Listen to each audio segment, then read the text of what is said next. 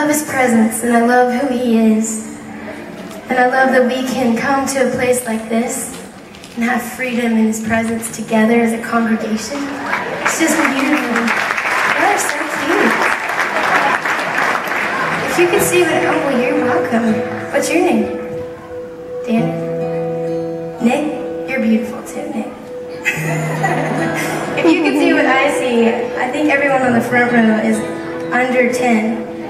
They're awesome. They're worshiping Jesus.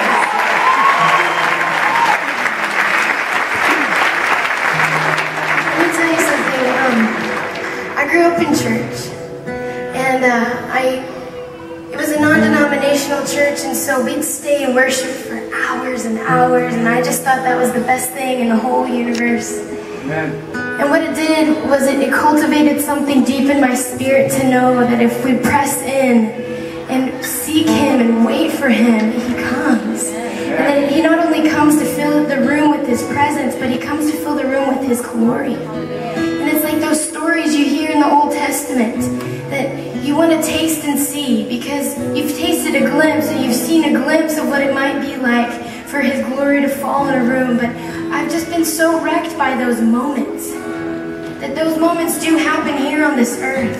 And I think that it's just a gift from the Lord of his favor and his mercy and his grace and his great love to us, to pour out his presence, to show us that we're here on this earth for such a time as this, but we're called to a greater purpose, that our spirit man hungers and thirsts for righteousness, because we've tasted and we've seen at times, and we know that there's nothing like his presence.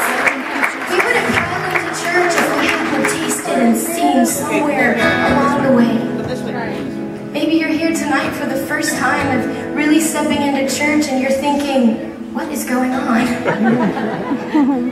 It's the presence of God, and he's invading our lives, and we want him to invade your life as well.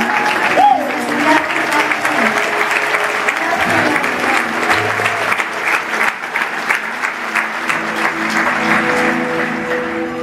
I just love that we can press in and we can say, Lord, I need you. You know, our faith is so built in times like this, because we'll say things on that screen that we don't usually just wake up and just skip around our house saying, you know.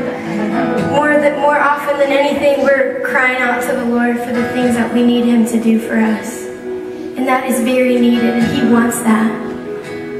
But I want us in the next couple of minutes to just pour our love on him. To just pretend that you're the only one in the room with you and the Lord. It says in John 10:27, my sheep can hear my voice. Amen. I know them. You might want to speak something to you tonight. So the next couple of minutes, these songs are just for you to just focus on the Lord. And as honoring as it is to be videoed and to have that, I want you to put those away. And I want this to just be about the Lord and you.